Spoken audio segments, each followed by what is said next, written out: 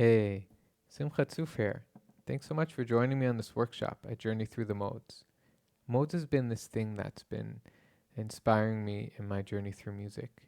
I find that it really helps to get unstuck if you're stuck in a certain um, style of music for a while, and it's really good for therapeutic and meditative music. Now, something to understand before we begin is that modes is a really huge, vast topic, and it can take even years to really settle in and to understand practically how to use them. So I'm going to start the workshop with different slideshows that help introduce the idea of modes and why they work.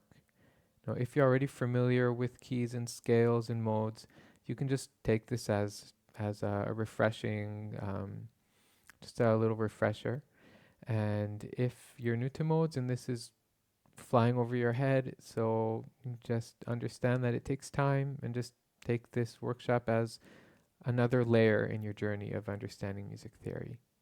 So throughout the workshop, we'll be using these two different charts, and you can print them and have them ready so you understand how to use them on your own time. And that's it. So let's get into the workshop, and the beginning will be slideshow, and then afterwards we'll get into actual practical playing on the harp and this meditation that I like using when I want to go on a journey through the modes. Enjoy! So let's start the workshop by understanding some fundamental basics, like what's a key, a scale, and a mode. So what's a key? A key is the tonal center of a musical piece. It's like where that piece is starting at, where it's located, and what feels like home. Oftentimes, the piece will resolve back to that center. It'll often start there and often resolve back to there. It tells us what collection of notes we'll be using. As far as harpists, so that will tell us what lever tuning we want to put the harp in. If I was a pianist, it would tell me which white keys and which black keys I'm going to use. Now, an example of this is if I'm playing a piece in the key of C major, I'll usually begin by setting the levers of my harp to the key signature of C major. That's my key. What's a scale? So a scale is a set of notes that are in consecutive order, one after the other, and you play them up or down. A scale follows a specific pattern of steps, otherwise known as intervals. Those steps between notes, between the notes that we're playing. And those intervals or spaces are made up of whole or half steps along the musical notes that we have that we're working with. So an example of this would be in the major scale, C, D, E, F, G, A, B, C. That's made up of a specific set of intervals or spaces between notes, and they begin on the root note of C, in the key of C. Now this is something that's harder to grasp as a harpist. So in the next slides, we're going to start using the keys of a piano because there you can really see the intervals and the steps between notes that we're going to choose. So what's a mode? A mode is basically, it's a scale with a unique pattern of whole and half steps, which is achieved by starting on a specific note of a scale. And each mode has its own distinct sound and character. So the two most often modes that we're used to in music is the major and the minor scale, right? So C major, you have like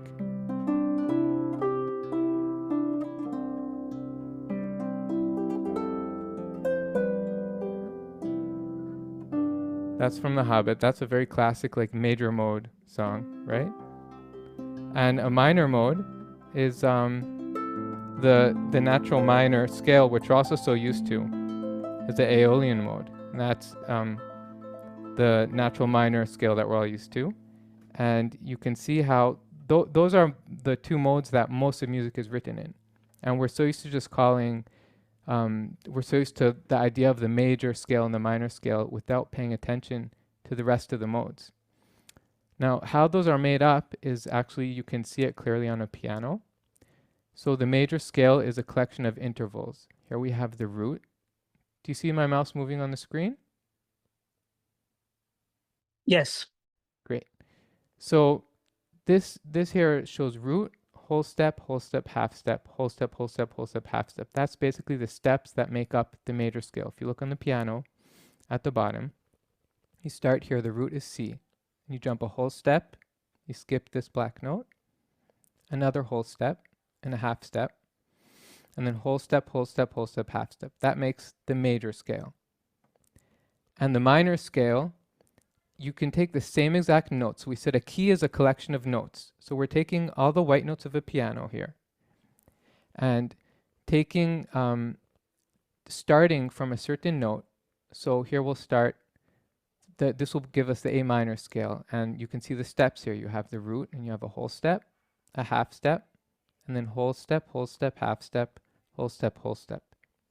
That's the A natural minor scale. I'm first explaining this in the key of C, just because it's easiest to understand this visually on a keyboard, and then we'll take it to other keys after. So the major and the minor scale, those are just two of the main 7 modes. And the main 7 modes, here they are, which by the way, there's much more than 7 modes. There's at least 50, and these are just the main modes that are discussed and that are used most often. So here we have the Ionian mode, which is actually the major scale we just spoke about earlier with the steps.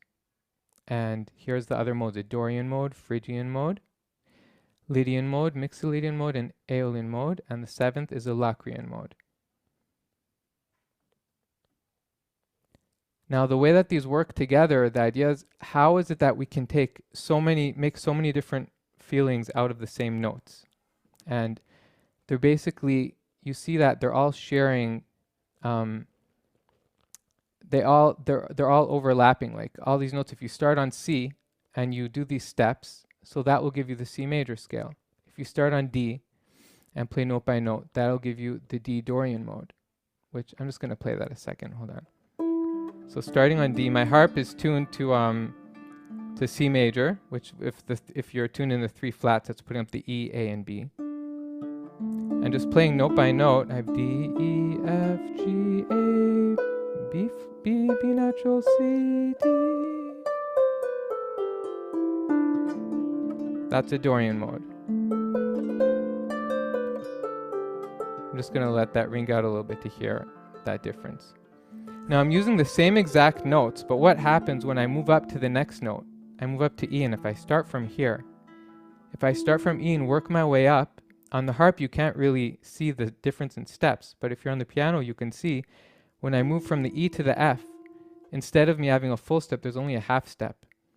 So if you look up here in the Phrygian, you'll see from the root to the next note is a half step, and that's what's giving us that Phrygian mode.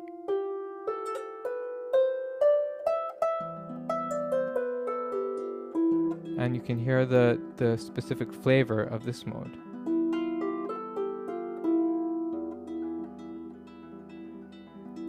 And the next mode is the Lydian mode. You can see it has its own steps from the root.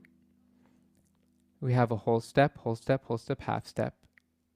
Mixolydian, you can see the steps here, Aeolian and Locrian. So actually what's happening here is that we have, just by playing the same notes, depending on where you start from, is going to give you that step. So if you start from C, and your harp is tuned to all the white keys of the piano, just playing the next note is going to give you that whole step. And playing the next note after that is going to give you that whole step. And the next note after that will give you that half step. Whereas if you started on D in Dorian, playing the next note will give you that whole step, and the next note will give you that half step.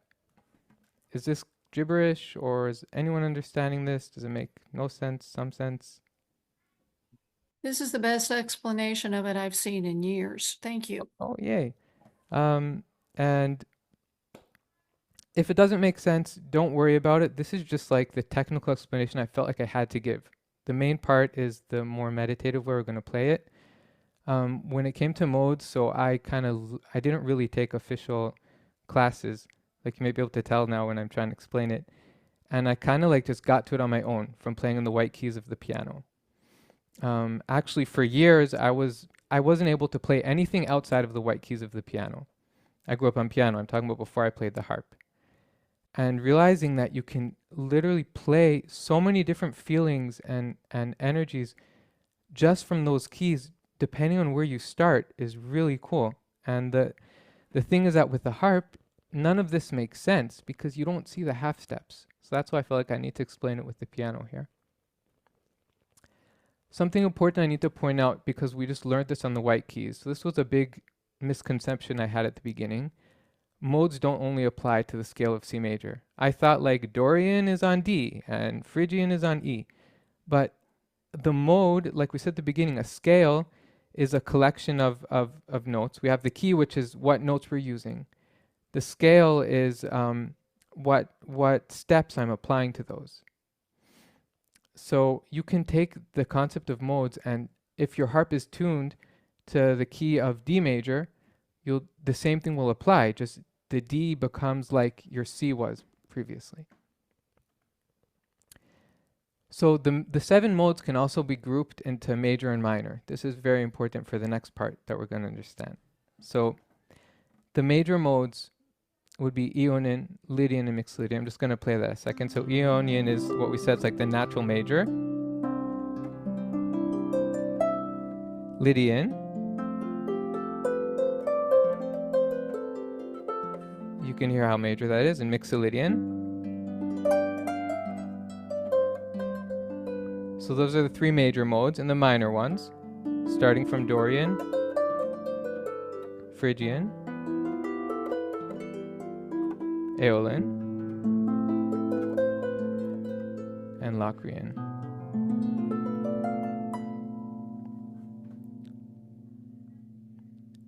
So let's just apply this for a second. This is going to be a little theory thing just to be able to find a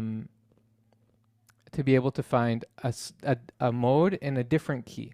So we went through C major, so I want to just understand how to use this this idea that we can be able to find a mode in any scale. Let's say we're playing with a group and they say, okay, we're playing C Lydian. So the way that we do that is by first figuring out what are the notes of my scale. So I would start on C. Can everyone see here the mouse on this screen? Yes. Okay, so to find the notes of C Lydian, I'll start on C. This is the root over here.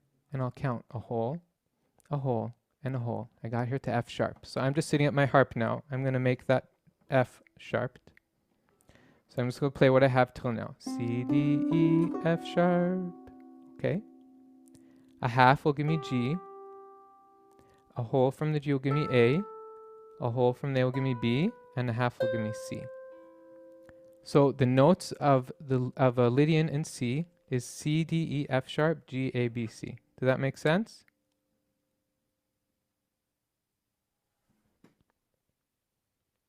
Why did you sharp the F?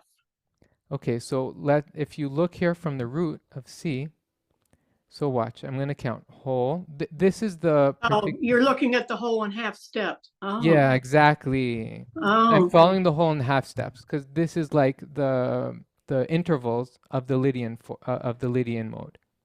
Because each mode has its own intervals, just like the major and minor. Just like the major interval is what makes the major scale. So the Lydian has its specific intervals too. okay. I thought in C it was just no sharps, no flats, just you started on each. So C Aeolian is no sharps and no flats. If you take the Aeolian, intervals, and then so you start here.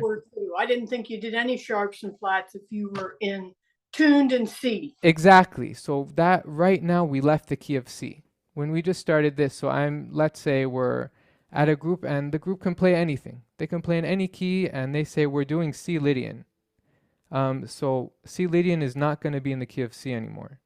Oh. It's going to be different. That makes sense because the Lydian that's within the C major won't be C Lydian. It will be something else, right? Yes, exactly. Lydian in C major would be this. Oh, sorry. Lydian C major starts on F actually because Lydian is the 4th mode of a scale. Right. So why do you say let's find a C Lydian? It sounds like you're in C. That's a good question. So if I said let's find a C major, then that would be all the white keys. But since I said, if I said like, let's find C Ionian mode, that would be all the white keys because the intervals starting from C for the major scale would give you no sharps and flats. Right. If I said, let's find an F Lydian scale, so that would give you all the white keys. But I'll continue on and we can always go back to it later. I think that it might come clear in the next slides. Thank you. And please ask again if something else isn't clear. So these are the notes of C Lydian, what we just found according to the intervals. Here you can just see it over the keyboard step by step, so it's more clear. You have the whole step, whole step, whole step, half step, whole step, whole step, half step. So here's a question. What major scale shares this same tuning? So a scale is a collection of notes that we're going to use. What key has an F sharp in it? And you have the PDF keys, levers, and chords. That will show you. If you look through that PDF, you'll see there one of the scales has just an F sharp in it. And G. yes. So C Lydian is the fourth mode of the G major scale. Right? Lydian is the fourth mode. And a G scale is what has that F sharp in it. A G scale, these are the notes of a G scale just out of order, right? Let's say we started from the G. If you look on the chart, key, levers, and chords, PDF, and look for G major, you'll see that the key there has an F sharp in it. And the notes of the G major scale is G, A, B, C, D, E, F sharp, G. Right? I have a question, Simha. Yeah. Let me turn my camera on. I think that one of the problems that I've always had is naming the mode. So when you say, if you were to say, let's play in C Lydian, that would be really hard for me to translate that. But if you were to say, let's play in Lydian in the key of G, I could get there much faster. So is there another way of naming it besides saying, let's play in C Lydian? So you can definitely say, let's play the Lydian mode of G. The reason I want to go, speak about this way is because this is the technical way of calling it. Like, especially jazz musicians will use this, or if with the group. A group usually won't say, hey, let's play the fourth mode of G. They'll usually say the song is in C Lydian. And because that's really what it is. Just like there's a C major, which we're so used to hearing C major and C minor. C major is really saying C Ionian. And A minor, I'm sorry. It's like, this is C Lydian. It is the fourth mode of G, and that's the way I also always connected to it, like what you just explained. But it's good to understand what it really is. Like my son, he just finished music school, so they taught him, they're really into jazz there. He plays side flute. And they learned any key is said. If you said, play me E Aeolian, play me F Ionian, they know the intervals of each mode. So whatever key you start on, when you're basically saying start on C and do the intervals of Lydian when you say play me C Lydian. But for harp, that's not the way that we would think about it. So I just wanted to explain first the theory as far as like music without thinking about the harp. And the next step I'm going to explain how we would go about that as a harpist, which is more like what you mentioned. Can I ask a question? Yeah. Before you go on. So if you're playing in, what are we doing? C Lydian? Mm-hmm. What's the root note? So the root note is C.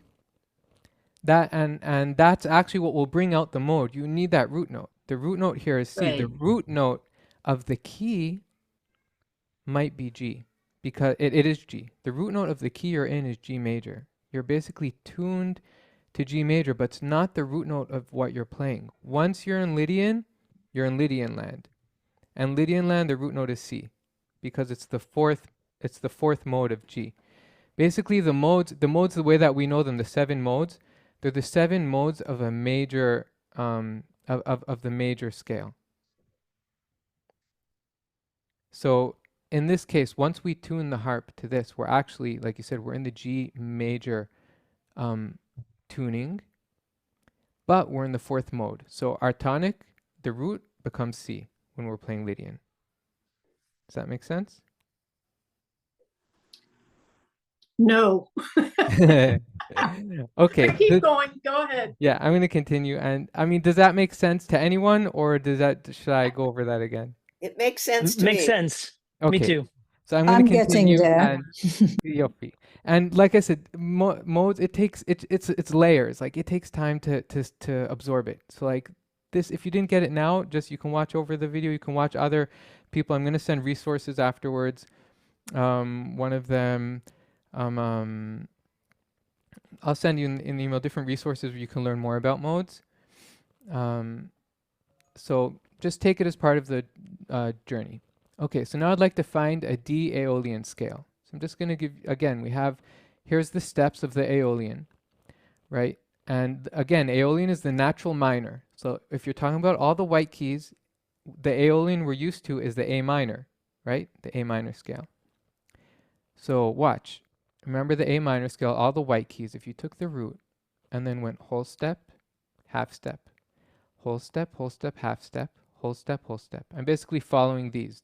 R is the root, W is whole step, H is half step. That just gave us all the white keys of the A minor scale. Now, if we want to find the D Aeolian scale, we'll start on D, and D is my root, and then here's W. So I'll do whole step, half step, whole step, half step up here. That's a B flat, and then whole step, whole step. So the tuning of a D Aeolian or a D minor would just have D, E, F, G, A, B flat, C, D. So I just wanted to run that by like as another example of understanding understanding the intervals. D Dorian. So here's the Dorian we're also familiar with in the white keys, just to understand again, why does it work? Why is it that when I'm tuned to the key of C and I start on D that I'm playing Dorian? So here's why. We have the root, whole step, half step, whole step, whole step, whole step, half step, whole step. Okay? So this method of finding a mode, like I said before, it by intervals, it works great for piano, for flutes, for other instruments, for harp. It doesn't make any sense. So, right? So how do I go about finding modes in a harp? So here's some ways to find modes in the harp. The first way is like, which the second part of the workshop is going to be. We're almost done with these charts, and we're going to get to practical playing on the harp. The first way is just tuning your harp to the key of C, and just when you start on the first note, you're in Ionian mode, second note Dorian, and there's this chart here which is also the second chart that I sent, which is the journey of the modes, which this will basically show what note to focus on that will bring out that mode in the melody, but we'll get to that at the second part. So some ways to find modes in the harp, which one of you just mentioned earlier. I'm sorry I didn't see the name because in this screen I can't see any of you. So would be understanding the mode by the parent key. So I'm on the harp, and let's say I want to play G Lydian. Okay, I want to play the Lydian mode.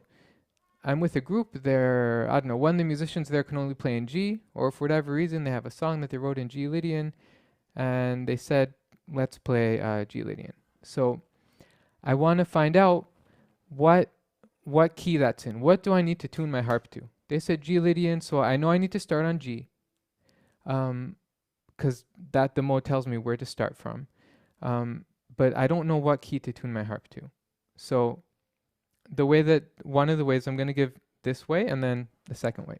So Lydian is the fourth mode of the major scale, right? You can see here on this chart, we have Ionian, Dorian, Phrygian, Lydian. So that's the fourth mode. So I'll count, I know that we want to play G Lydian. So if G Lydian is the fourth mode of a scale, it's kind of like algebra. G Lydian is the fourth mode of some sort of scale, I'm not sure what it is. So I'll start on G and count back 4. And that way I'll find out what key I need to tune my harp to. So I'll go G, F, E, D. Just counted back 4.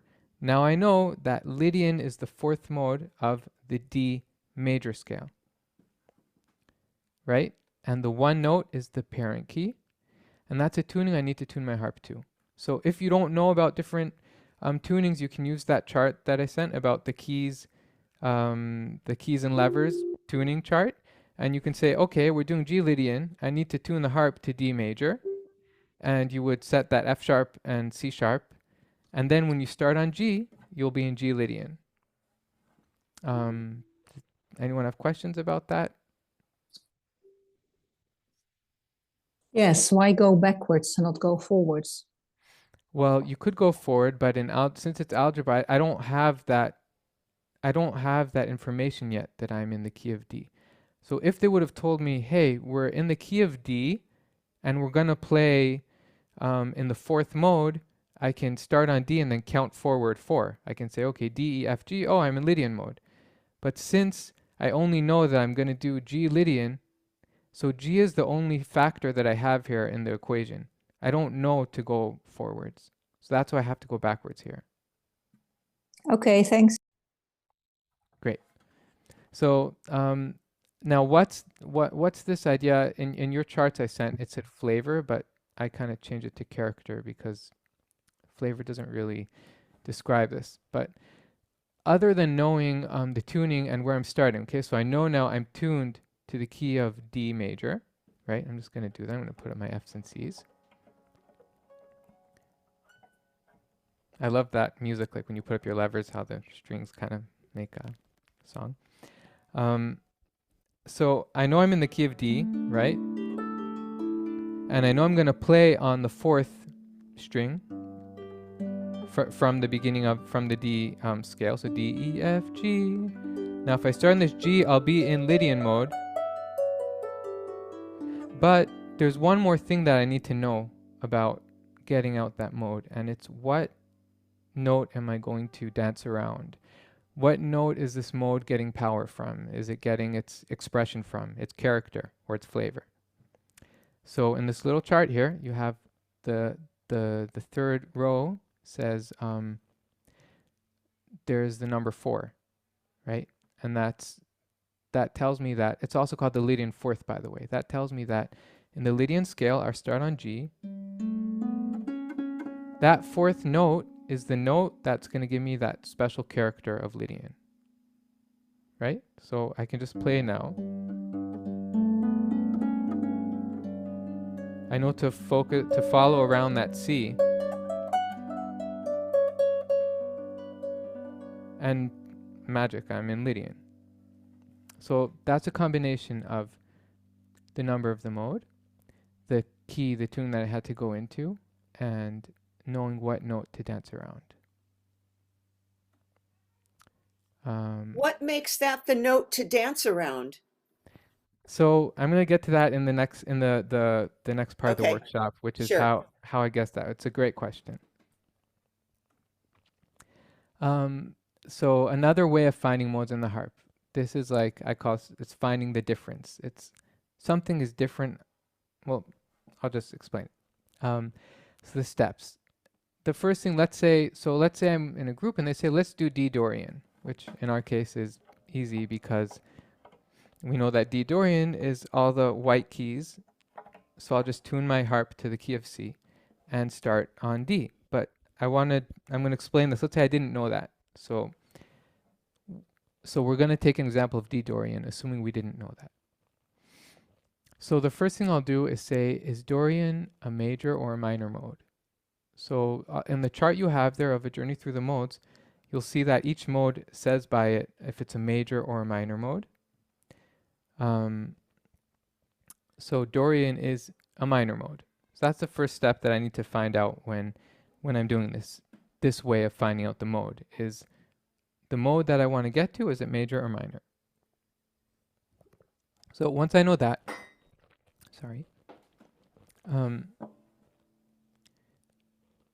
so I'll begin with the note that I want to play in, and I'll find its natural minor or major scale. So in this case, I'm on D, right? So I want to play D Dorian. So my first step is to find assuming that I didn't know that D Dorian is all the white keys.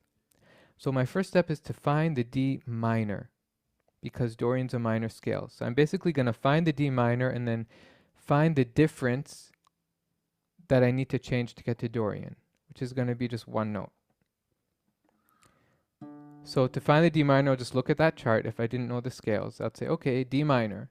I'll look in the chart I have of keys and say, well, the D minor scale, it's the same as the F major, and they both share a B flat.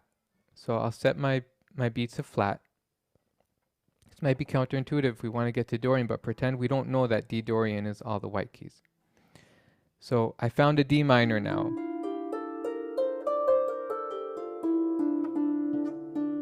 Now, what's the flavor or character note of this mode? So again, we have that flavor note, and you can see that in your chart of the journey through the modes. In Dorian, the character or the flavor note is the 6th note. So I'll take the D minor, I'll count up 6 notes. D, F, G, A, B, B flat. And the Dorian, what differentiates a Dorian from a natural minor is the 6th note. The 6th note on a natural minor scale is flat, and the 6th note on a Dorian scale is sharpened. So you just sharpen that 6th note, and then you'll be in D Dorian. So basically I started on the root of D. I played up to 6, D, E, F, G, A, B. And that B flat I sharpened because the flavor note of D Dorian is a sharpened 6th.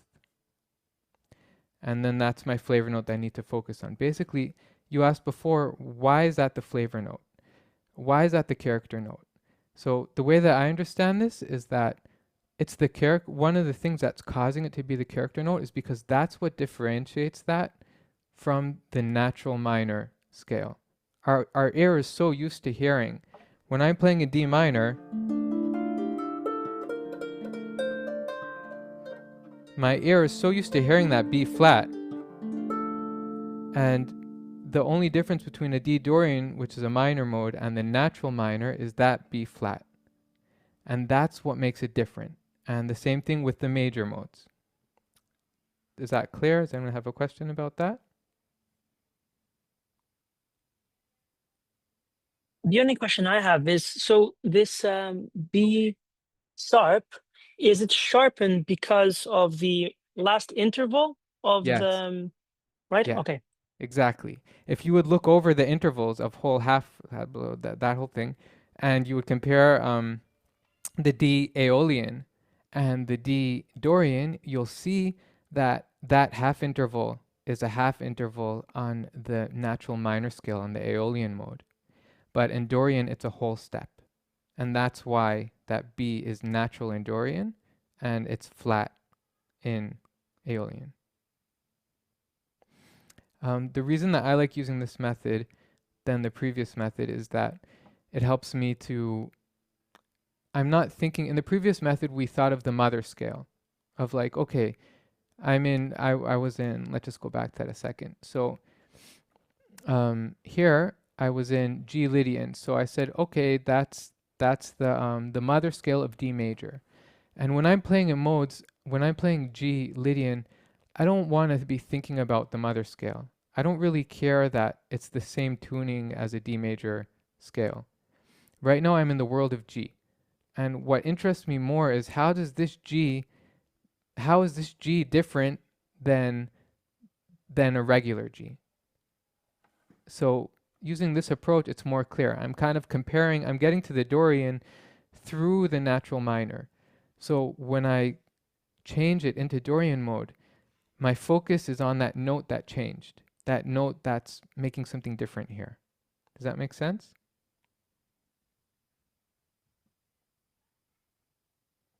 Yes. Okay, thank you. So let's just try to find the difference with another mode, and then we'll get into the next part of the workshop where we'll get to play the harp. So find the difference with C Mixolydian. I'm just going to run through the steps. You're welcome to try and work through this and tell me if this makes sense. So the first step I'll see is the mode a major or a minor mode? Because when I'm going to look at that chart of chords and keys, I want to know, am I going to compare this to a major or a minor? So C Mixolydian is a major mode. So I'm going to compare, I'm going to go and first find the tuning of a C major scale. So I'm back to all the white keys. So again, I want to find C Mixolydian. So I'm first finding the natural, I'm always comparing to the natural to the major scale or the natural minor. And I'm always going to compare one of the modes to either the regular major scale we're used to or the regular minor. So I'm comparing the C Mixolydian to C major scale. And I tune my harp to C, D, E, F, G, A, B, C. Now, what's the flavor for the Mixolydian mode? So you can look on the chart there and you'll see that the character note is the flatted 7th, right? I'm just going to go back to the chart here. You can see Mixolydian, the character note is the 7th. So I'll play in my scale. I'll go C, D, E, F, 1, 2, 3, 4, 5, 6, 7. So I'll take that 7th note. I'm going to flatten it. Now to B flat. And that's my character note. Now I'm tuned to C Mixolydian.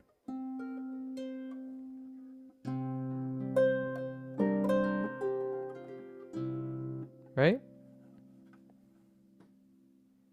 Any questions?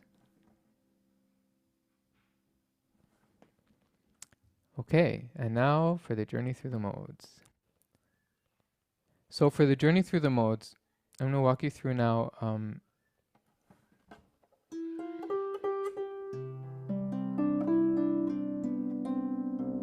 I call this a journey through the modes because we're tuning the harp to all the white keys.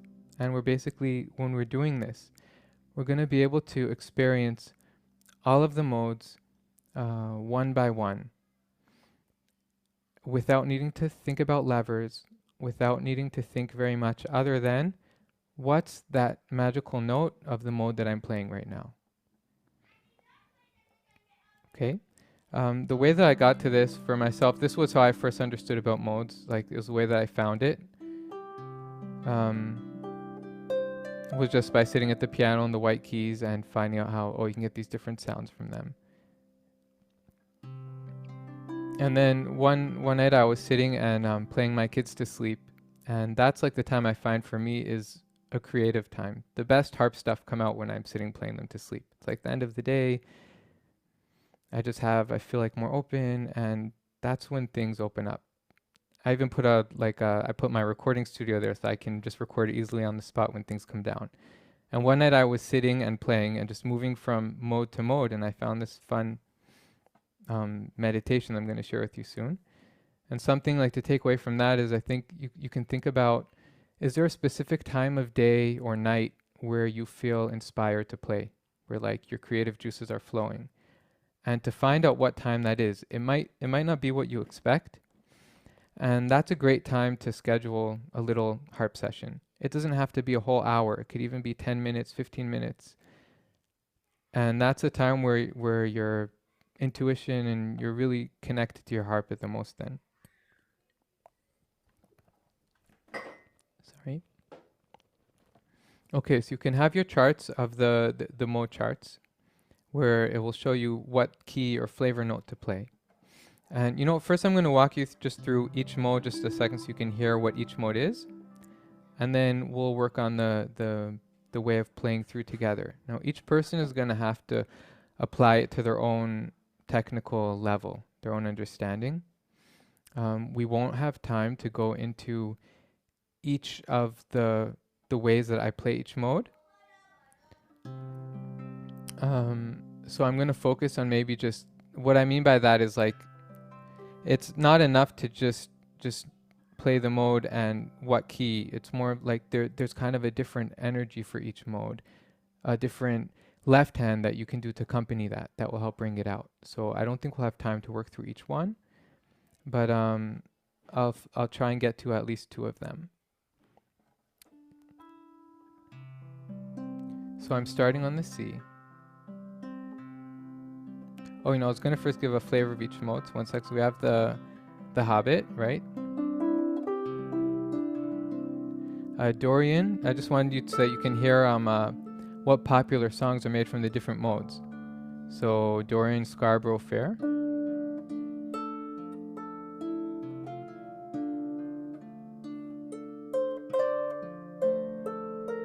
Oh, sorry, I'm not tuned to major scale.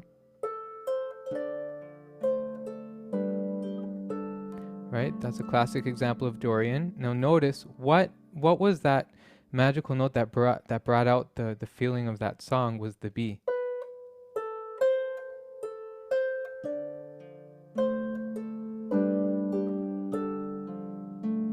Right? Until I played that B, I didn't really feel anything special about the Dorian mode. The next mode is Phrygian. A song that I like in Phrygian is Set the Controls for the Heart of the Sun from Pink Floyd. You can just hear that. I'm just playing E, E, F, E, E, D, D, E. So that's a classic example of the Phrygian mode. You have Lydian.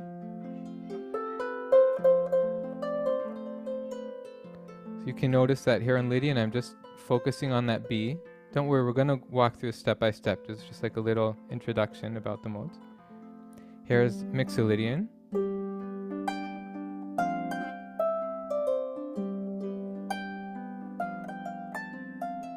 That's Dark Star from Grateful Dead. It's a really fun song they do in Mixolydian, sorry. Aeolian.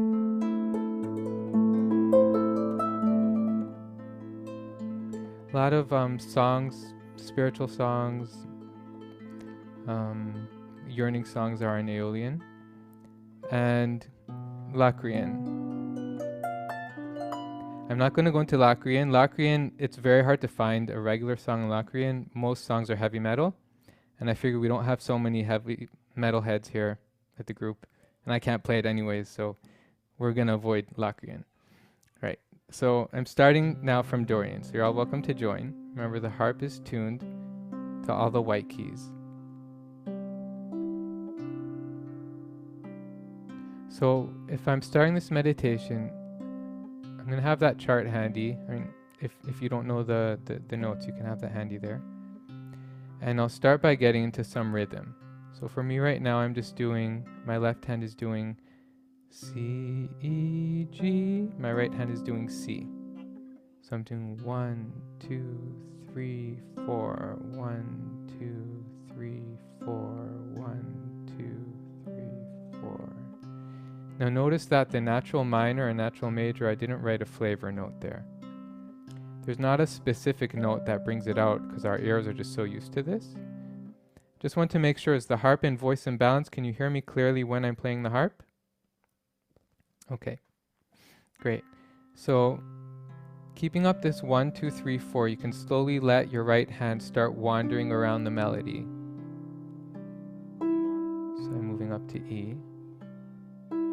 My left hand's doing 1, 2, 3, 4. Left hand C, E, G. Right hand E. I'm going to move my right hand up to F now. So I'm kind of getting into a space.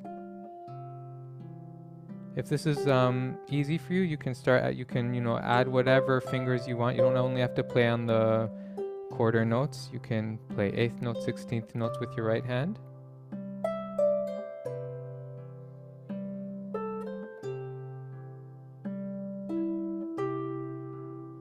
So just letting my right hand kind of find its way around the scale to whatever sounds nice to me. If this is too hard for you to do the 3 fingers in the left hand, you can just play just 1 and let your right hand just follow around the.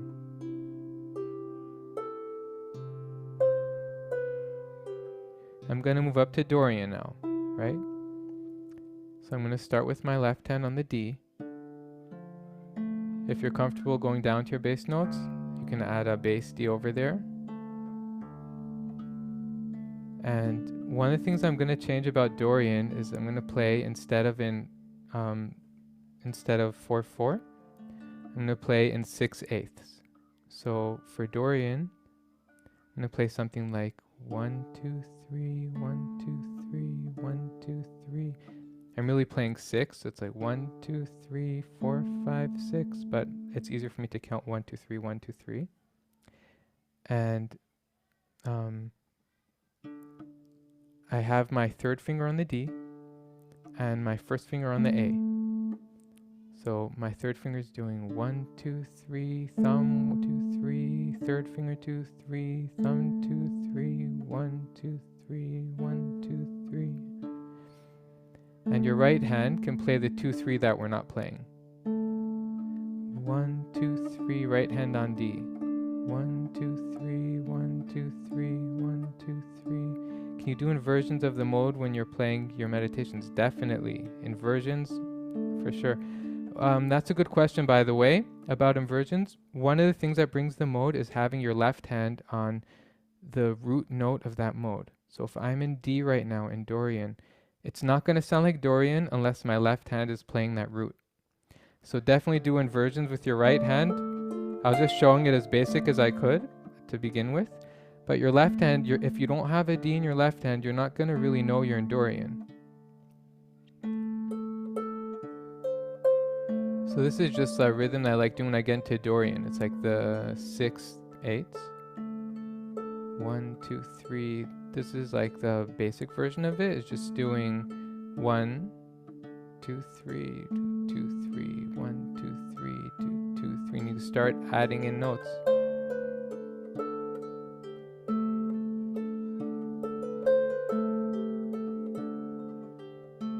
If I'm counting, this would be 1 and 2 and 3 and 1 and 2 and 3 and so I'm playing on the ands. I'm playing on the 16th notes. And I'm basically playing around that B flat, the B natural. Remember, the D, if it was a D minor, the B would be flat, but since we're doing this, we're not changing any of the levers. The harp is tuned to a C major. And since that note of the Dorian, the 1, 2, 3, 4, 5, the 6th note is the key note. So in my melody, I'm gonna go around that B to bring out the Dorian. Can add in a bass note. And again, I'll make this basic again. If I'm just, even if I can't do the 1, 2, 3, 2, 2, 3, if I can just play just the bass note with my left hand.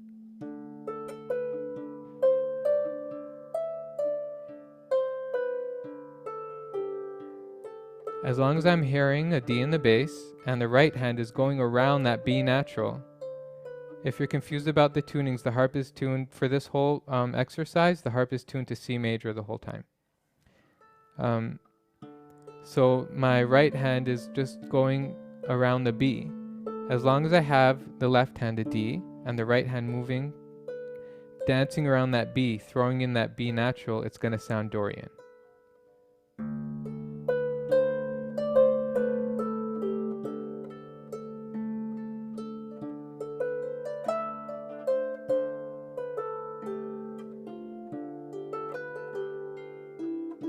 Now I'm going to move up to the next mode, Phrygian. Now my left hand's going to play that E bass if you have a bass, or if not, further up.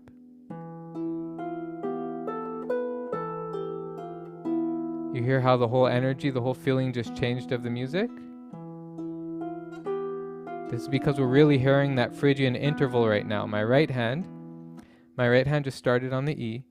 Because the Phrygian mode, we have the second note, which that's the key note here. And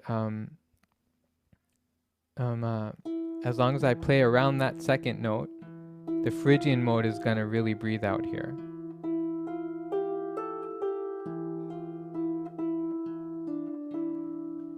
If I wasn't clear in the beginning, so you don't, in the chart there you'll see like second flat, or you don't have to flatten or sharpen anything because that would be only if you weren't playing all the modes in a specific key.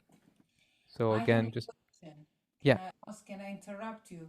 Yes, please. While you're playing in a mode, I feel that I have to go down with my bass and go back up on if I'm playing, say, the Dorian. I feel that I need to at a certain point change the bass. You mean a chord? To go into a different chord? I go down to, for example, if you were playing the Dorian, I go down to C and then go back to D. Is that? Yes. Beautiful. That's a great point. Thank you. So when we're doing modes, you're not limited. If I'm in D Dorian, it doesn't mean I'm only going to play D. You can totally add in other chords, and I'm going to point out soon also which chords will really add to that. So like, for example, I'm sorry, I didn't see. What's your name? You just pointed that out. My name is Janine. I'm Janine, thank under you. Nicole. Nicole is my daughter. My name is Janine. Right. Okay. Thank you, Janine. So you can totally throw in other chords. If this is simple for you, definitely you're in Dorian. Like start throwing in other chords. I just threw in a C, like you said. Just remember that you're in Dorian, like so that you have, you can continue in the journey on, not get confused and think you're in Ionian.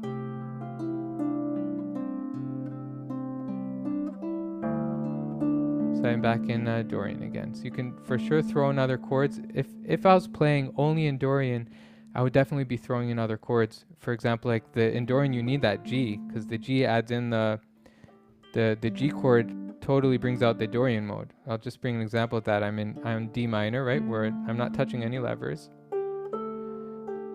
So D minor, I'll play that G chord.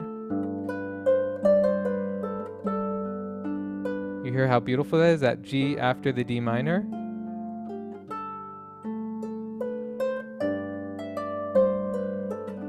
So, interesting idea. Why is that G adding so much story to this? And how could I figure out which chord to play that will help give me that? So basically, what does the G share with this with this key note, with the character note? So in Dorian, we said the character note is the 6th note, which in the key of C is a B. Now the G major chord, if you look, the middle note of the G major chord is a B. Now remember I said how it helps me to compare the modes. If I was in D minor, that B note would be flatted. So just like that B natural brings out the nature of the Dorian scale, so using a chord with that B in the middle of it, in other words, if I was in the scale of D minor, that G would be a G minor. Since I'm in D Dorian, that G is major. So just like the B note changed, the way that's most embodying that change is the G major chord, because that's the note that changes that G from being a major to a minor. Does that make sense? Yes. Yeah. So with all the modes, like if you can find the note that's the character of that mode, and use a chord that has that note in it, and that can really bring it out. So I I'm have gonna a go back to question. yeah, Can I make Uh, a comment? Oh, yeah. Sorry. Go. I'm just thinking that with the right hand, what I really love, and maybe this isn't being the musician I would like to be in terms of my understanding and my theory, but if I just allow myself with my right hand to just start playing and find something that sounds beautiful with the left hand doing, the D minor, then I don't know, I can kind of find my way into something that sounds beautiful. Can you say I that don't know again? whether you recommend that or not, but I think that that can be a little freeing. Can you just say that again? What you just said? Oh, okay. So with the right, can you hear me? Yeah. Yeah. So with the right hand, in terms of what you were just explaining, Mm-hmm. finding the notes that in theory are a good match for the Mm-hmm. Dorian mode.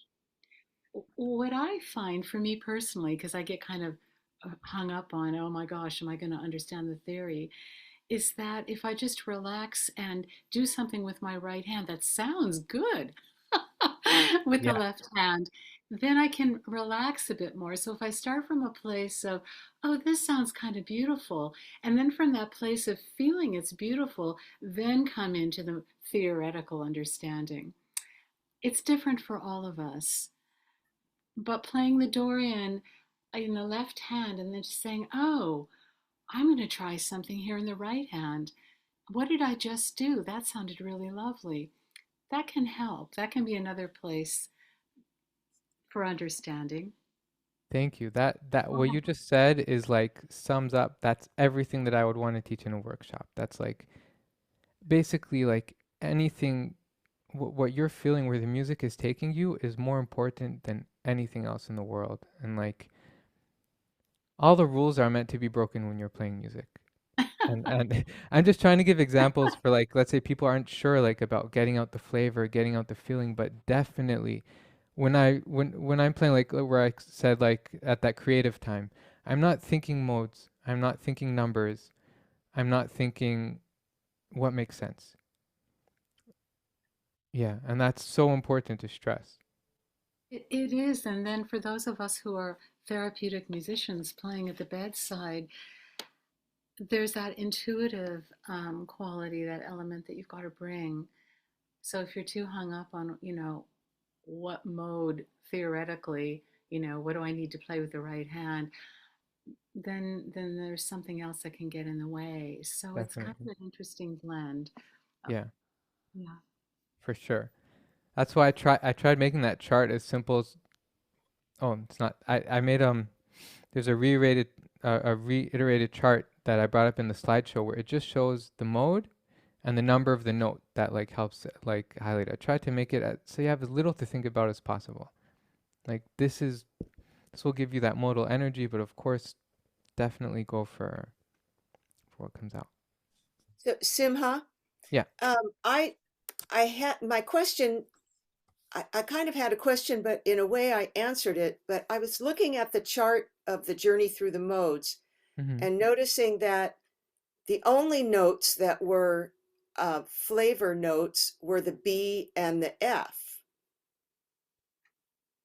Between Lydian and Mixolydian, between Dorian and Well, in Mixolydian. Dorian it's B, in Phrygian it's F, in Lydian it's B, in Mixolydian it's F, and Locrian it's F. So B and F are the only notes that are what you were calling that flavor note.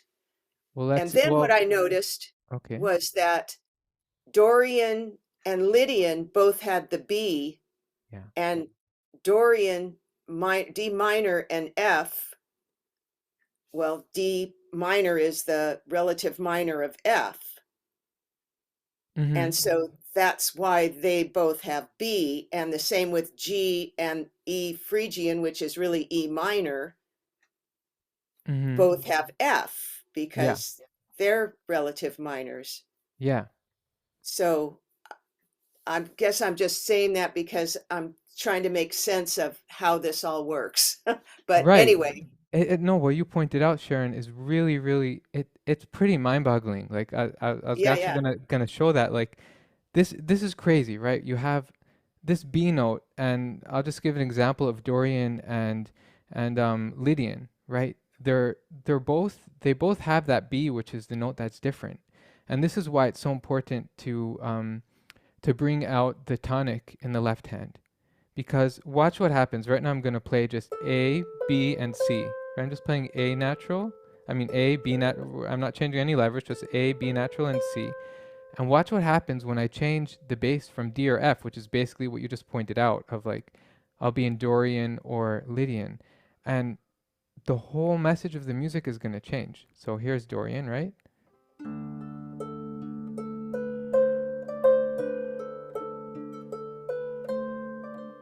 I'm playing A, B, C, D. Now I'm going to change the bass to F.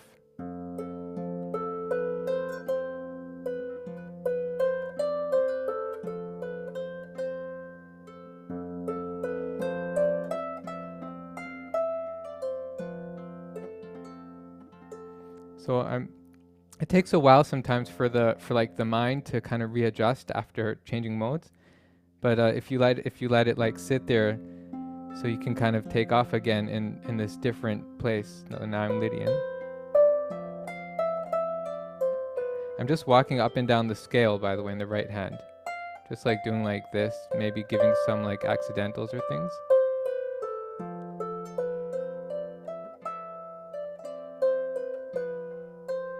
And I'll go back to D in the bass. So I'm back in Dorian world again. And all I really changed was just that tonic note. Right? So that's a really fascinating thing about the modes. And that's kind of the idea of this journey through the modes. Is that like it's this practice you can do with yourself, and you can just play and you'll get that flow. You'll go into a different world for each one as you go through it. And you can kind of like, as Carolyn pointed out earlier, like to let to let yourself go with the music. So I'm gonna go up to Mixolydian now. I'm on G, right? My left hand is playing a G major, G, B, D, and my right hand is I'm gonna go around that F note over there because that's the note of this mode. Again, that's what's different. Which, by the way, is another way that you can kind of, let's say you don't have a paper. This was how I got to it originally, was like, if you just know the scale of each of these notes, if you know a scale of C major, a scale of D minor, a scale of E minor. I'm talking about like if you knew D minor has a B flat, E minor has an F sharp, G major has an F sharp. So when you're playing Mixolydian and you're tuned to the key of C, right away you'll see, oh, that F here is natural. I'm on G. Well, what's the tuning of G? G has an F sharp, and I'm in the key of C right now. I see my Fs aren't sharp, so right away I know that's the note that's different here. That was kind of that chart I brought up earlier. That's how I would apply that in real time. And then you know, oh, well, the G is what's wrong here. And you can start looking for, well, what's the song of this mode? What's a song of Mixolydian? So I'll get into a groove, whatever, depending on my level of playing. Right now I'm just using the left hand and doing 1, 2, 3, well, 2, 3, 1, 2, 3, like I did before. 1, 2, 3, and then I'm gonna let my hand start playing the melody. And I'm starting on the G, which is like, because I'm in the G mode, I'm gonna play around that F. Yay, Inge, it's starting to make sense, woohoo.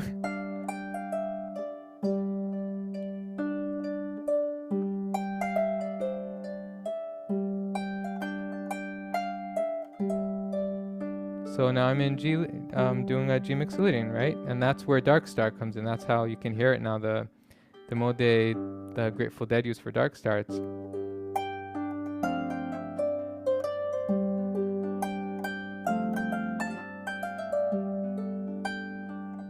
so you're actually playing chords here, like someone else pointed out earlier, because totally when you're in a mode and you start feeling a chord come, just go for it. It's like G. And why is this F working so well here with this mode? Because remember that F note is what's different. And so I'm going to play a chord with that F note in it, and that's going to help make that mode sing.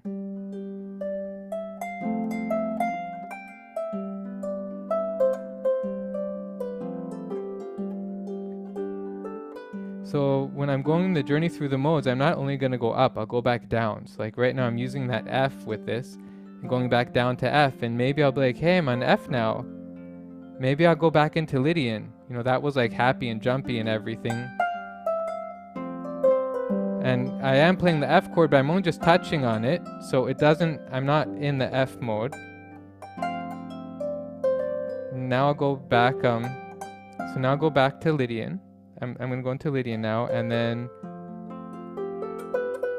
all I have to do is just to focus, to play that F in the left hand and focus my melody around that B, and I'm back in Lydian mode, this like beautiful searching transformational mode.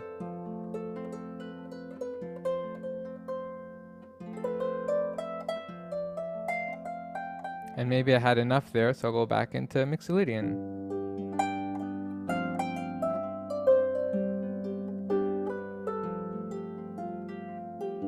And then you can go from here. The next mode would be Aeolian, so I'll start in A.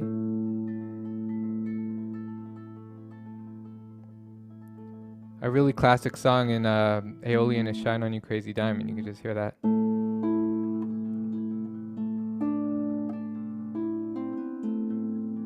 But in A, so in A I like really letting things in A minor and Aeolian. It's one of my favorite modes. I kind of like just what I'm doing here, this bis big liando. I've shown it in some other videos.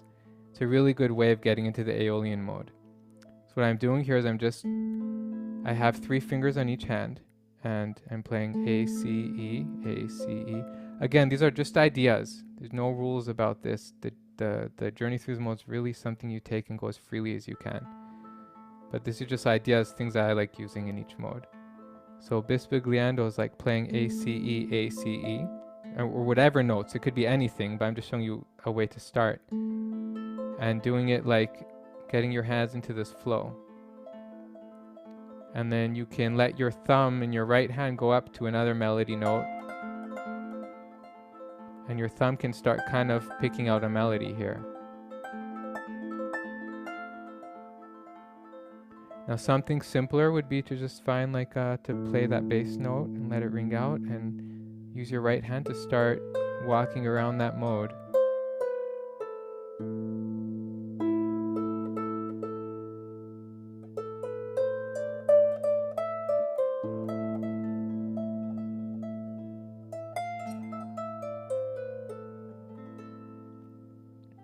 And then Locrian, I don't really know of any way. No flavor note in the chart for Aeolian, Nachon, that's right. So these are, there's no flavor. These are the modes that we're most used to. Our ears know the Aeolian mode. So there's no note that makes it different than what I'm regular of used to hearing. Now, what you can do is you can kind of, you can look for which notes are making it different than the A major scale. So like you go to that C, and normally the C would be, the third. Thank you, Aline. So you would look the third there, and that makes the Aeolian different than the major. So you can accent that, you can make that third kind of part of the story.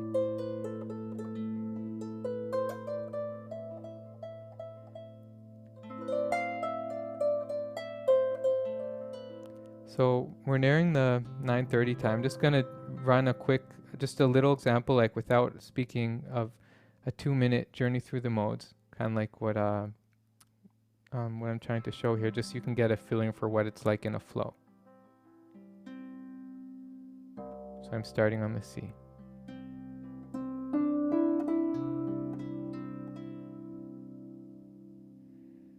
You can breathe when you're doing it. Let yourself hear the music. Where's the melody taking you to?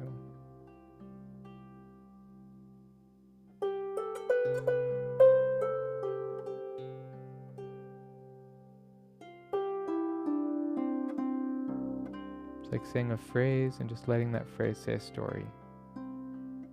When I'm ready, I'll go up to the next note.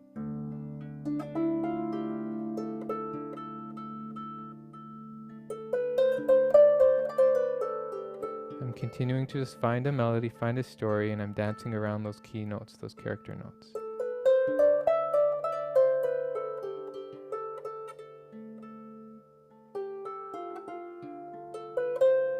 I threw in that G major.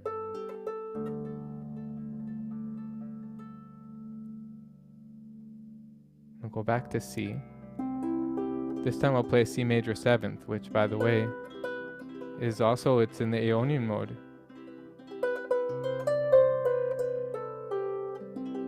Major 7th is just a C chord with a B on top of it.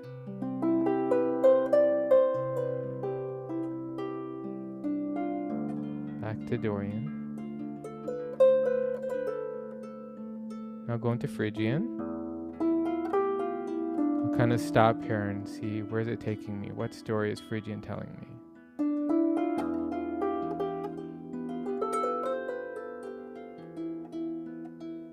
Lydian.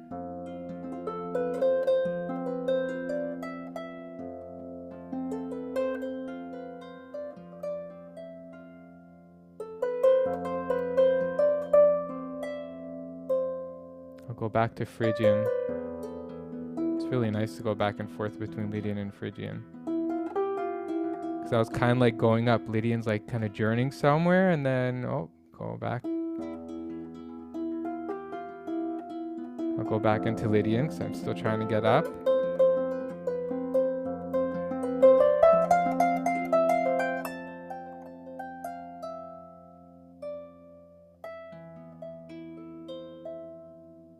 And back to Phrygian. Really pulled me down there, the Phrygian. I'll go back to Mixolydian. Get something more major going on here. So I'll bring that F.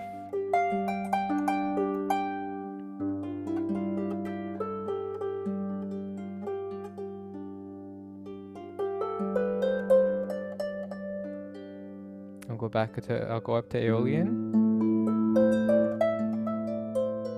Like Aileen pointed out, I'm doing a passage here, so I have that C note.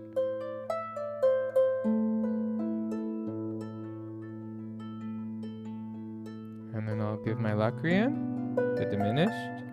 Locrian I find sounds really nice with the 7th. So I'm playing a B, D, F, A. Kind of, when you have just B, D, F, B, it's really dissonant. So adding in that A kind of gives it something nicer to it. And then back to C.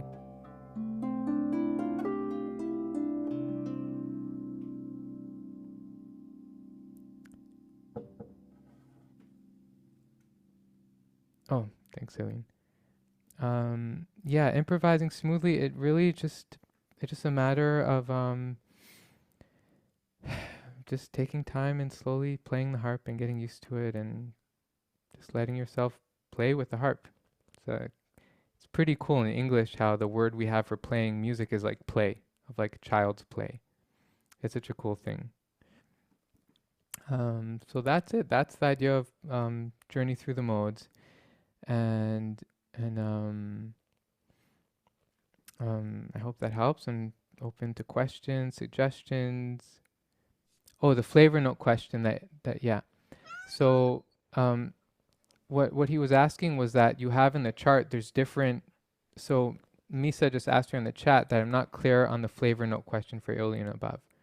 So it's just that you have, there's a flavor note for each mode, and then the Aeolian and Ionian modes don't have a flavor note there. I didn't write them in. You could say it's the third, you could say it's a note that makes it not a minor or a major. I didn't want to confuse by adding that there because it's not necessarily a flavor note like the other ones are. You're welcome. Would love to hear which chord suits best with every mode. So in general, hold on, Kathy, I'll get to you in a second. So iPad Van Danielle, which chords suit best with every mode?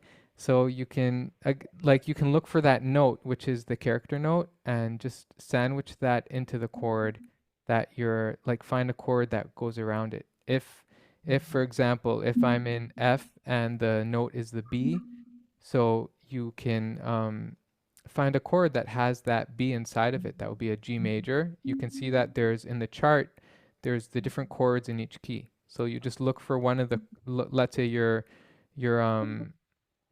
look in the chart there for the chords that work with that key, and then that will give you the different ideas of which chord has that note inside of it. Kathy, so you're asking about why is it B2, B7, B5? So on the chart, that's not that. In the journey through the modes we just did here, you wouldn't, B2 means like a flatted second. B7 is a flatted 7th, and B5 is a flatted 5th. So that would be if you're trying to figure out the mode. Let's say you had D Dorian. So you would play a D minor. You see Dorian is a minor mode. And you would look at the D minor scale. And then you would sharpen. You see it shows a sharpened 6th there. So you would sharpen that 6th note. And so those B's mean flat. Does that make sense?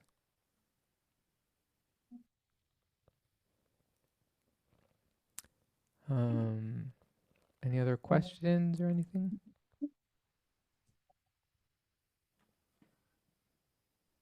I have a comment. Yeah. I'll try to make it really fast. It's just that a few days ago, I was revisiting some music from my teenage years when I had some Black Sabbath albums. And the very first album, because you mentioned heavy metal, the very first album of Black Sabbath, the song Black Sabbath was just bum, bum, bum. And that's what, so it was the Locrian Mode, and that's what all heavy metal is based on. Black Sabbath was really the first heavy metal band because of that. And they were looking for a scary sound. So Okay. that was the character. But I've also found that because the Locrian, I think it's because it wants to resolve to C, so that sometimes it's not scary. Right.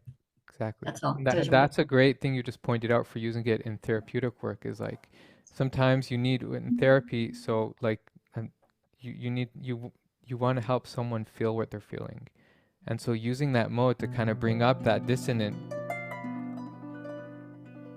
and like to really let the person feel it, and it can exist, and then that it can resolve into C. Right.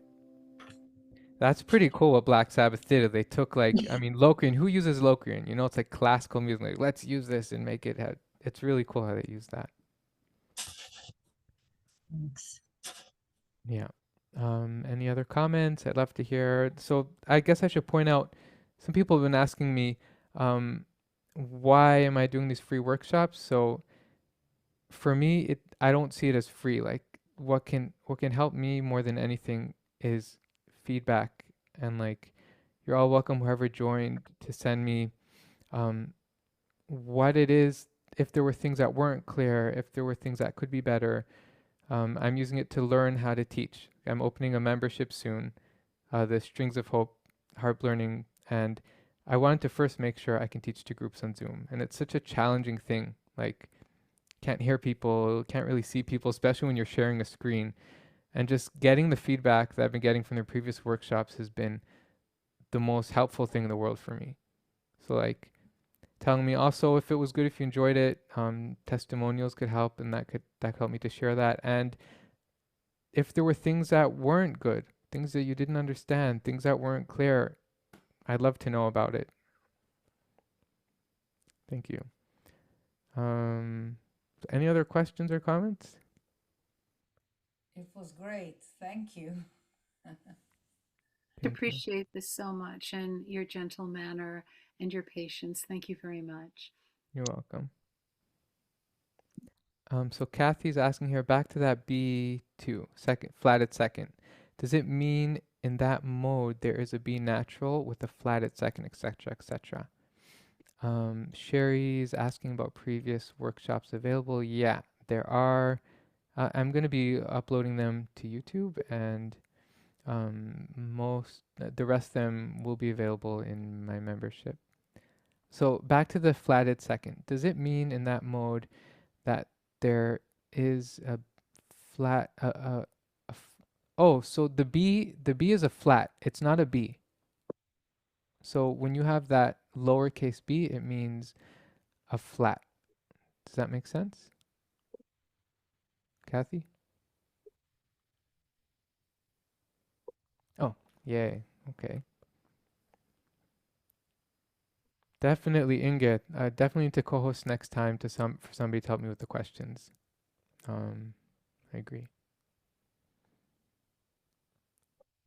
So, iPad Van Danielle, very well done. Clear explanation, very patient. Would just love another workshop that continues on the playing and improvising part. Yes, it definitely an upcoming workshop. This workshop was mostly focused on the understanding modes and got very little done of the actual playing.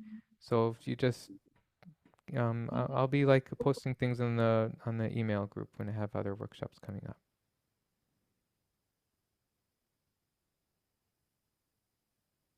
You're welcome. The YouTube channel is Strings of Hope.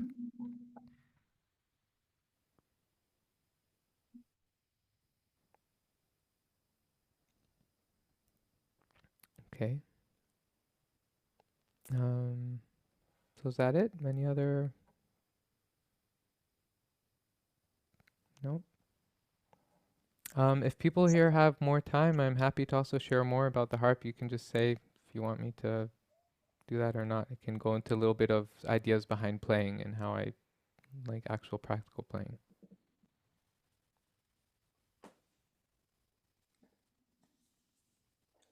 Yeah, I'd Yeah. love that. I'll stay around if you do that. Okay, cool. So whoever wants to leave, you're definitely welcome to leave. And yes, there will be a replay.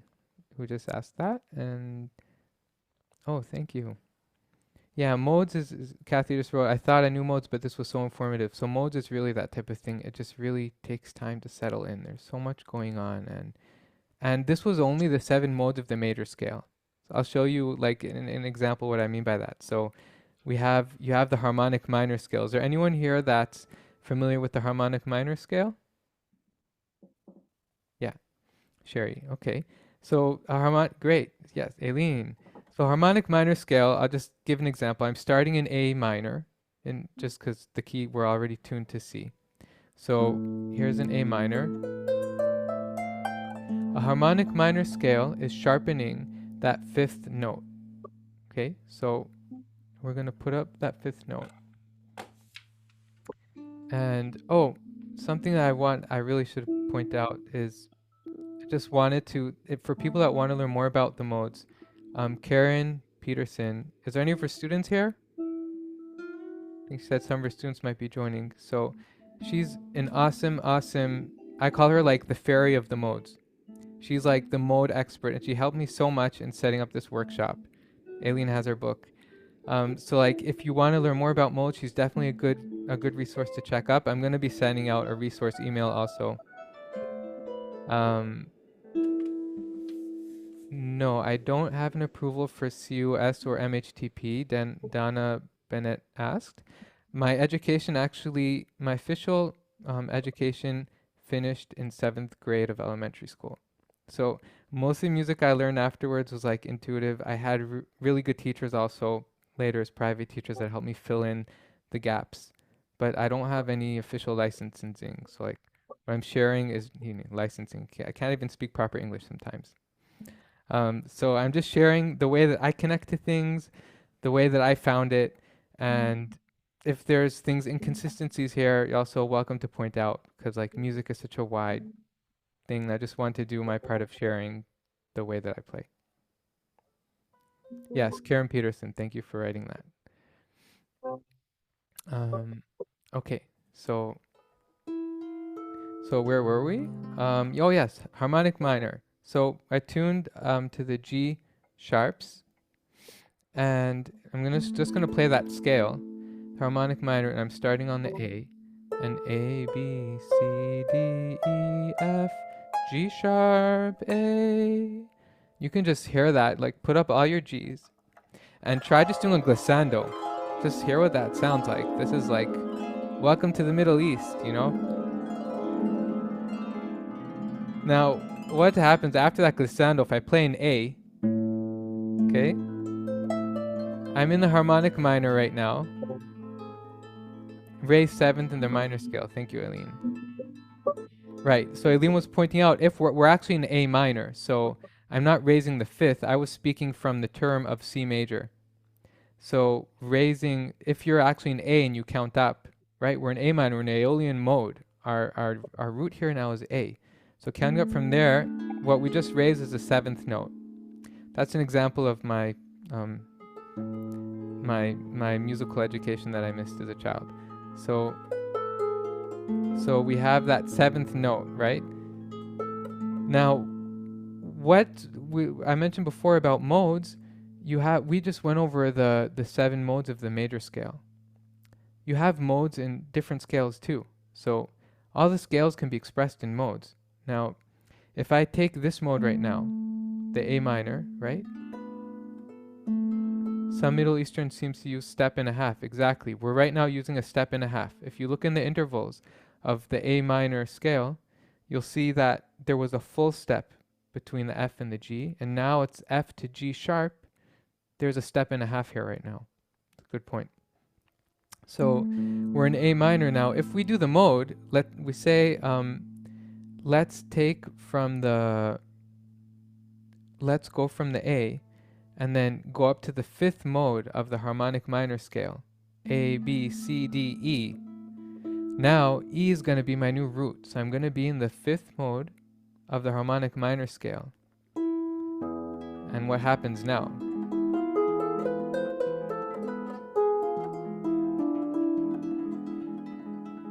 So this is like klezmer exactly.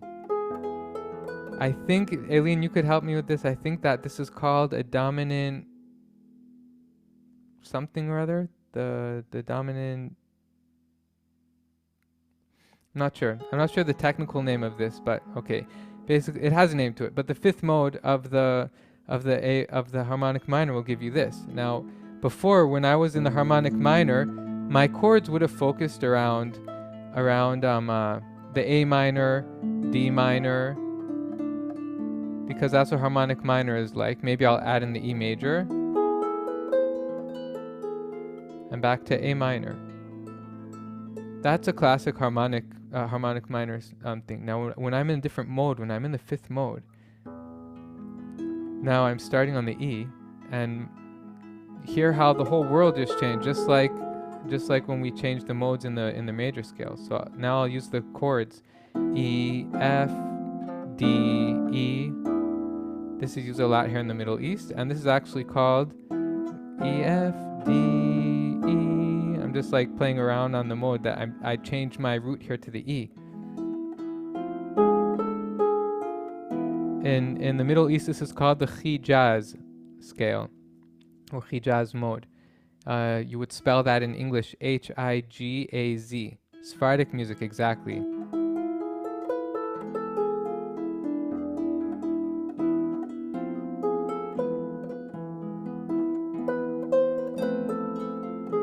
So that's an example of a mode that you can change. Now, even this has another mode to it. You can take this harmonic minor that we changed to the fifth mode, right? And you can sharpen that C.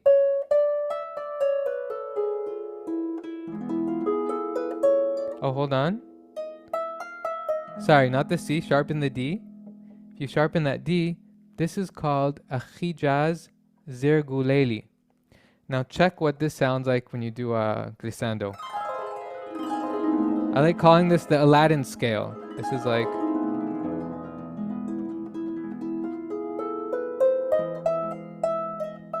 You can hear that note we just added, that D sharp comes over here. It's actually a double harmonic minor. For the person who mentioned intervals before, this is there's a 1.5 interval here between the F and the G. And then there's between the C and the D sharp, there's another 1.5 interval. So this has 2 harmonic minor intervals in it. So that was just another example of how modes can go to other places. So what would you like to work on? Should we work on the Dorian, what I use for Dorian, this thing? The ostinato, the 1, 3, 1, 2, 3, 1, 2, 3. Like what do everyone want to learn right now? Yeah, Cheryl? Okay.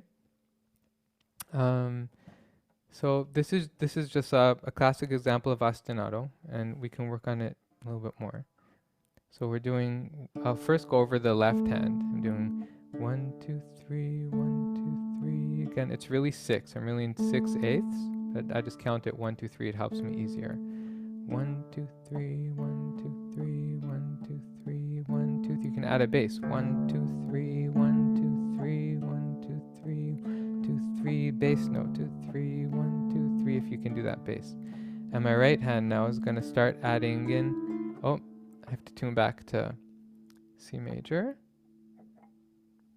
Okay.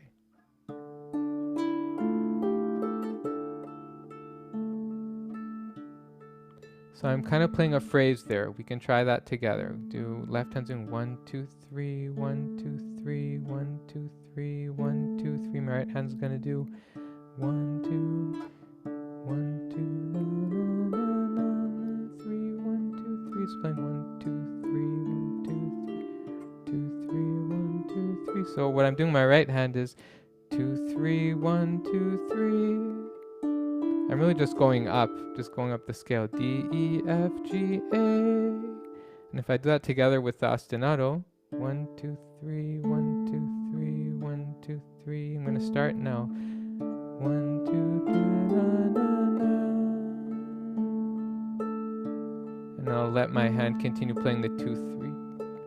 2, 3, 2, 3, 2, 3. And I'll do that again.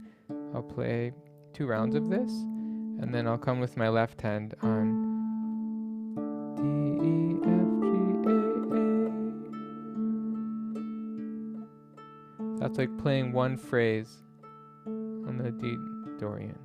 Now I'll go from this A, I'll kind of hold that rhythm for a while. Just 1, 2, 3, 1, 2, 3, 1, 2, 3, 1. Is there anything, is that clear? Or I'd like everyone to really get this ostinato before we move on. So if you have questions, if it's not clear, please ask.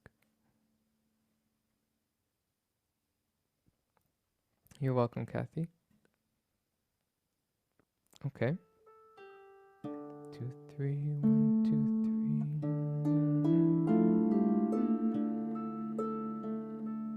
3. So like getting into this space. Now I'd like to find another phrase here. So my left hand is still doing 1, 2, 3 with the third finger and the thumb. And my right hand is keeping up 2, 3, 2, 3 with my third finger of the right hand. You can add in a bass note on the 1, boom, and then your thumb continues on the 3. So I'm gonna go down to the bass note, 1, 2, 3, and the thumb on the 3, 1, 2, 3, 1, 2, 3, 1, 2, 3. Let's add another bass note, 1, 2, 3, 1, 2. So when I do that bass note, I'm doing 1, and then my right hand is doing 2, 3. Then my left hand comes up to the A and plays another 1, and the right hand does 2, 3. So together that's 1, 2, 3, 1, 2, 3. That's what I do when I added in that bass. So I'll show you again. It's 1, 2, 3. I'll go back to the beginning, and then when I get up to the A, I'll sit there a little bit and add another passage. So when I'm playing the melody here on the right hand, remember I'm playing on the 2, 3. So I'm not starting them together. My left hand is starting 1, and then the right hand is doing the 2, 3.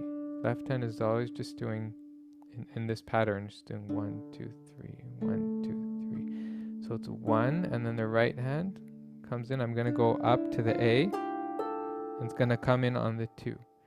1, 2, 3.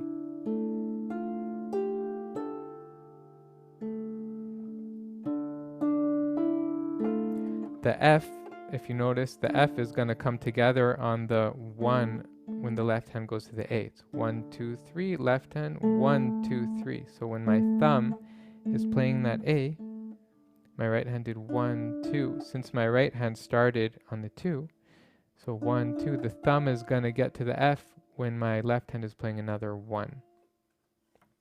1, dun, dun, dun.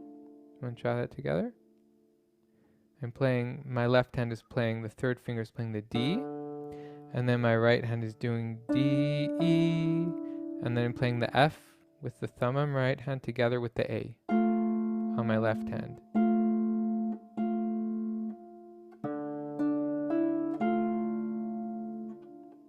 So that's the first part of it. 1, 2, 3, 1, 2, 3. When I get up to here, I'm continuing this ostinato. 1, 2, 3, 1, 2, 3.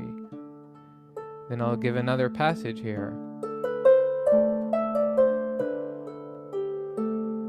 So what I did here was just I'm playing 1. I'll try and count that with the ands. 1 and 2 and 3 and 1 and 2 and 3 and so my right hand's gonna play now on the ands. All the time that the left hand is keeping up this ostinato pattern.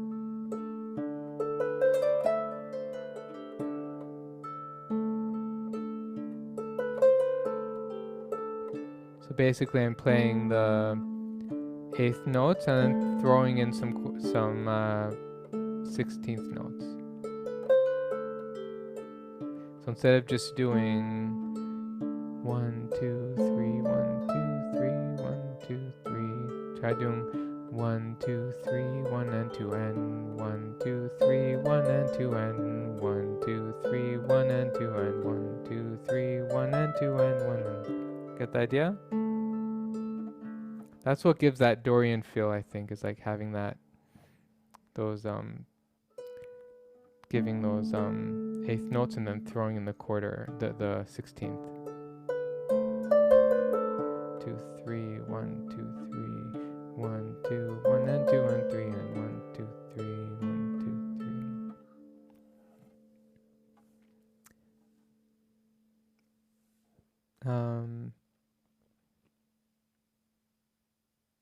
Thank you. Thank you, Inge. So, wow, thank you so much for joining. And I really appreciated this. This was fun for me to teach, and I hope we'll be able to teach sometime in like person where I can actually hear people and things like that. It's much more challenging like this. Will the presentation slides be made available? Yeah, I'm also going to send out the presentation slides.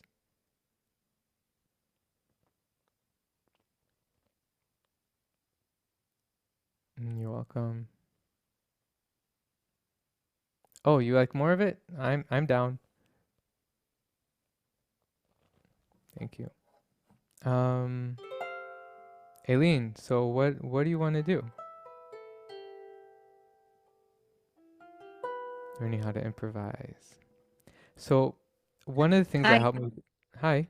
I just wanted to say I really liked what you did, how you led us through this improv, like showing us how to play the bass chord and then how to add in some of the melody notes. And so I'm very impressed with how you just so easily just float along the harp and create these beautiful sounds. I would love to learn how to do that. But it's mystifying when you don't know, but it's very beautiful. So I really appreciate how you led us through this just now. Thank you. Thank you. That's another source I should point out. Stephanie, Aileen just reminded me of that. So Stephanie is a German teacher who teaches modes, and she helped me a lot also put together this workshop. Aileen, what's her last name? I don't remember how to.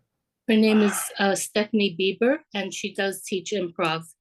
And she has different platforms on how to teach improv. And she also, oh, sorry, I thought no, that's exactly what I was asking. With the controls here. Yes, she does improv, and she teaches harp, she teaches improv, and she has her platform where she teaches lessons, and she teaches privately too. Yeah, and she's also very, very, very like amazingly educated in modes. She helped me a lot to put together this workshop, because again, what I'm teaching is stuff that I kind of like got to on my own before learning it the right way. And so I had all these misconceptions, and so between Karen and Stephanie, they really got they helped me ping pong back and forth and like figure out how to explain this. So they were both very helpful resources in learning.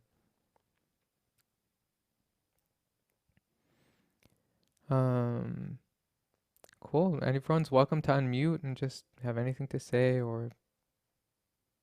You know what I'd find really interesting and connecting the right and the left brain. So I love what you share with modes and this expressive intuitive. But it would be interesting because you said, for example, one of the modes, the Scarborough Fair, is played in that mode. It would be so interesting to kind of enter that in improv, but then also learn how to structure the song in improv. For example, you start with the Scarborough Fair, you do the melody, but then you also learn how to put the bass note so that the chord progression is right.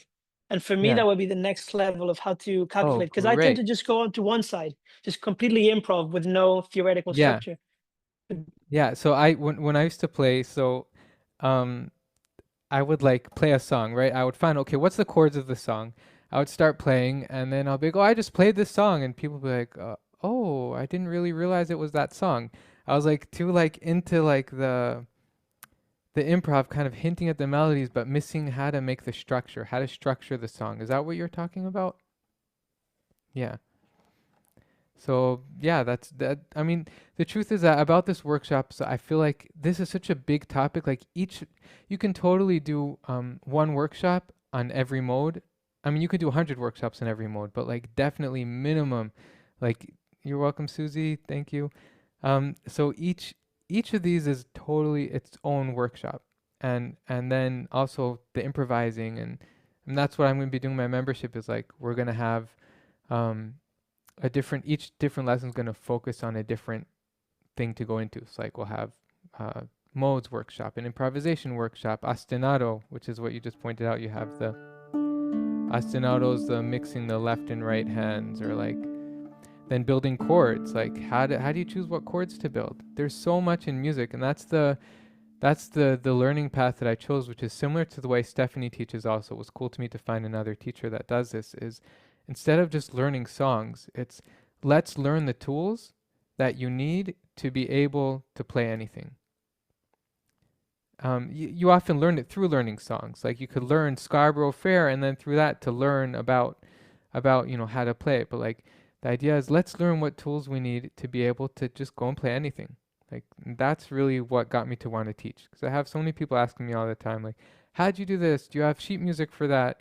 And it's like, no, I don't want to teach how I did it. I want to teach you how to be able to do whatever you want. Like that's the idea. And it's a challenge because there's not curriculum. Like I don't have something to work with. I'm just getting a music book. So it's kind of like I've been sitting for the past few months and putting down my ideas. Like how do you teach how to improvise? Well, to improvise, you need to understand chords. You need to understand how chords work and melodies. And it's really entering a journey. But the most important is every day getting a small bite of it. It's like if right now your improvisation is playing one note and then just going with your other hand. So that's your improvisational world, and just delve into it. Like let that note, let it say a story. I think that's really the heart of improvisation, is like listening to your instrument. What story is it telling me right now? And everything else is extra. Like on top of this, you can start adding bispigliando and make what we just did something else, right? I just did the same melody, but added a little bit of left hand.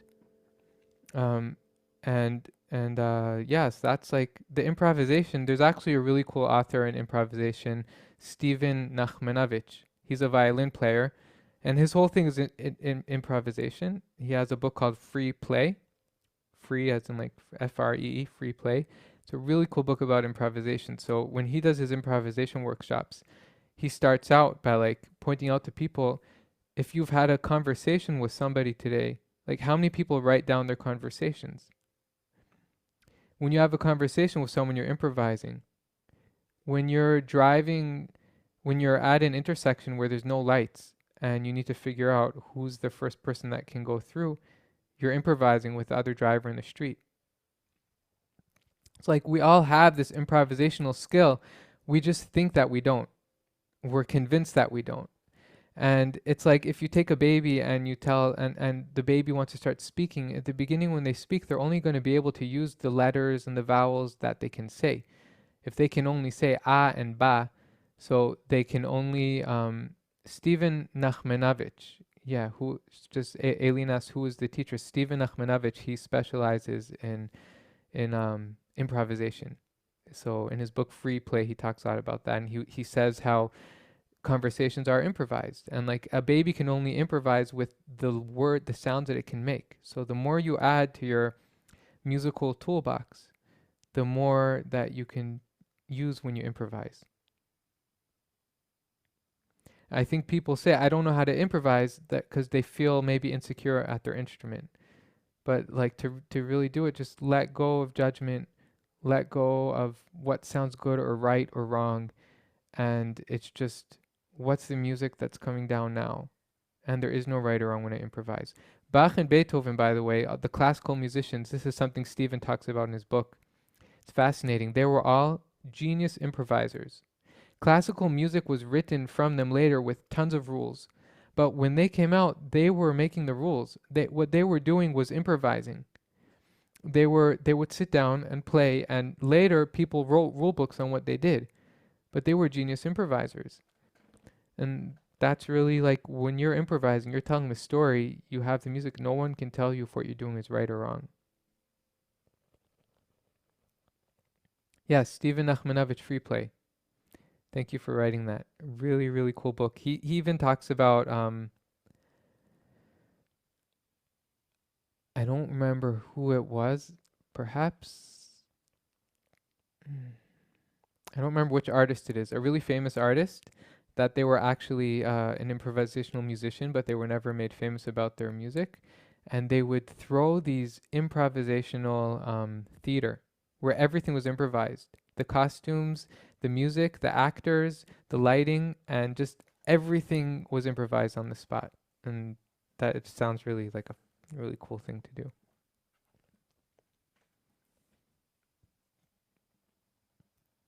Oh, one more thing I want to point out, and then I'm gonna say goodnight, is about the modes. So Dorian, right?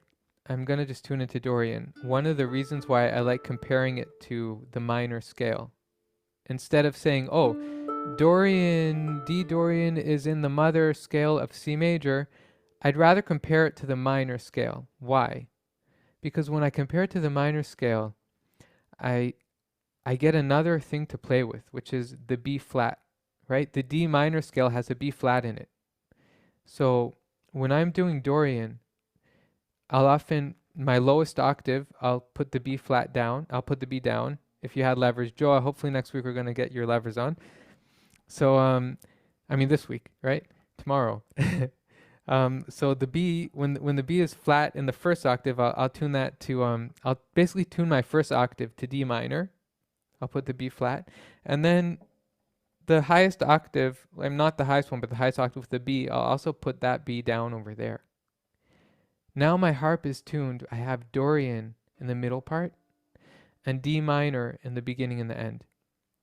So I'll show you in a second what I do with that. Like basically, if I was only thinking D minor is the second mode of C major, I wouldn't think about, I mean D Dorian, I wouldn't think about playing with the minor.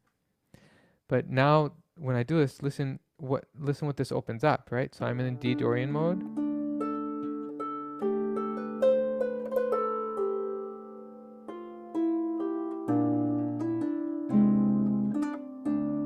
Sorry, what was that? I'm right now playing chords. I'm going D to C. Oh, I have a lever up here that shouldn't be.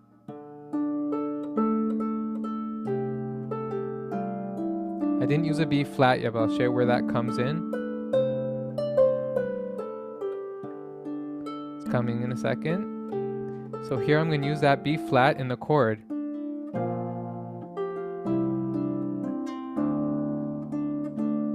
Right? I'm playing the B flat major.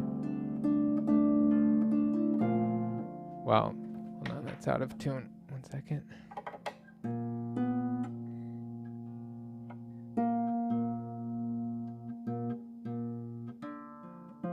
What's my F?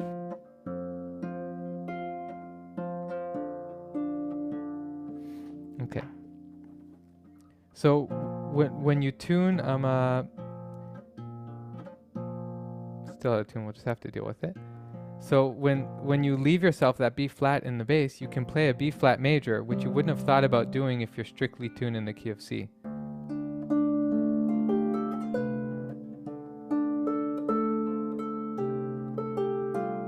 B flat major, C, D.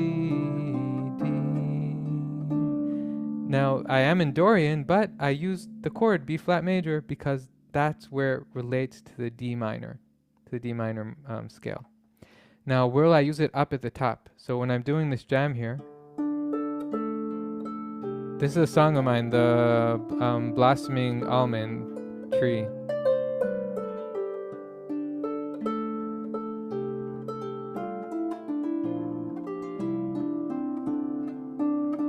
Now I'll go into this improvisational section. I'm going to go up to my harp here, where at the higher octave where I have a B flat, where I'm tuned into D minor. I'll go into this improvisational part, and here it's really nice to bring in the D minor. Right, I'm going to play B natural here. I mean B flat. So it took the whole music now into the D Aeolian mode. Right? Because my harp is now half D Aeolian, half D Dorian. So that's like what helps of splitting your harp. You can, into different keys, you can kind of go into this whole other world. And let's say then I came out of this this improvisational part of the song, and then I go back into Dorian.